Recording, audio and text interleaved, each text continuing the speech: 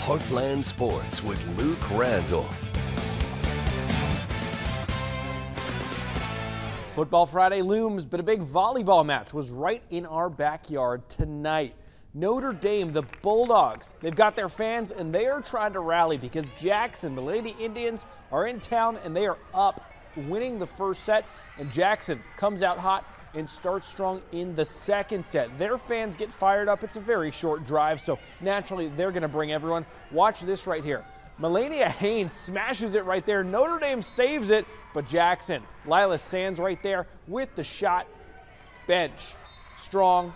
Everything on Jackson is strong, and Jackson is able to absolutely handle this one. They get it done pretty fast. Took them 3 sets. They win 3-0. Lady Indians continue a dominant start to the season. Hey, so we talked about Football Friday, and we're going to get there in a moment, but we got a few more games from volleyball. We talked about the big win for Jackson. Bernie, Bell City, Portageville, all getting sweeps 3-zip.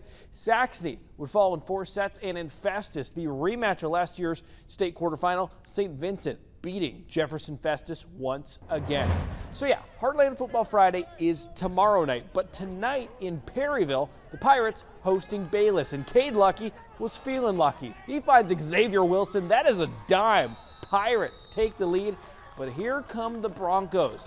They're able to find Perryville's secondary and find something deep right here. Lucky able to save a touchdown right there with that tackle, but a moment later, Andrew Bolden in for the Broncos. They would take an 8-7 lead after they got the 2-point conversion, so it's time for Perryville again and Xavier Wilson again. Watch this. One ankle broken, another one, and another one.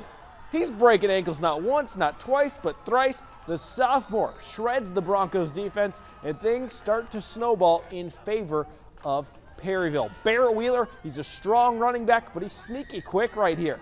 Outside, and he's running home. Wheeler would have another one.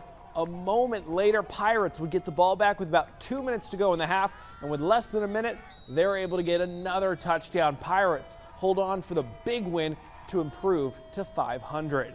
Of course, Football Friday is coming up tomorrow. Let's check out the featured matchups. Unbeaten Cape Central will host Poplar Bluff. Our game of the night, I'm going to that one. It'll be good. Benton, unbeaten, hosting DuQuoin, a rematch of last year's game in which the Indians won. Dexter will try to start 4-0 at home against East Prairie, and Caruthersville, the Tigers, they will be on the road at Sykeston. Let's flip to the other page. Here we go. Portageville, they're going to Scott City for Chaffee Tribute Night. The Rams will be saying some words about Chaffee's football history beforehand. A pair of unbeatens at Farmington.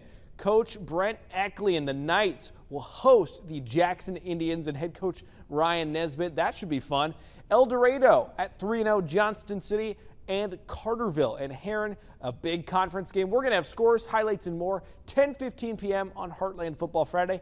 And do not forget about this weekend, because the war for the wheel is coming up. Both quarterbacks, SIU's DJ Williams and SEMO's Jax Leatherwood, will be playing for the first time in this big game. It should be fun. Kickoff at Houck Saturday at 6 p.m.